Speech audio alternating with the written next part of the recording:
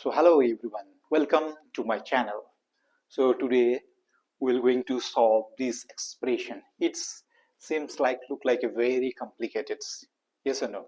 Yes, it seems like very complicated. But if we solve it very systematic way, then it's very simple. So let's check how we'll solve it.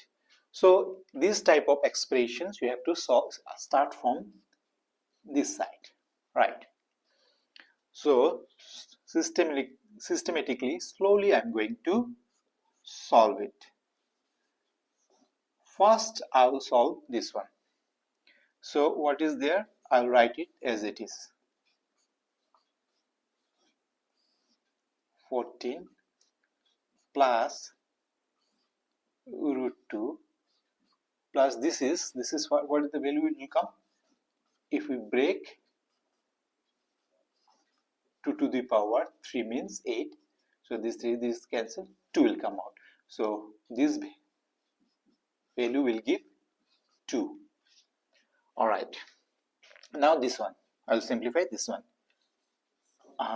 Same as it is, I will write as it is up to here 14. Then this x2 plus 2 root 4. Root 4 means 2 square, root 2 square, 2 and root 2 cancel, 2 will come out. So this 2. Now 25 plus 4, 14 plus 2, 16. 3, 25 plus 16 means root over 16 means 2 to the power 4, and this 4 cancel, you will get 2. So 2. Now 25 plus 2, 27. Root 27 means cube root. Cube root means 3 to the power 3 means 27 cube root.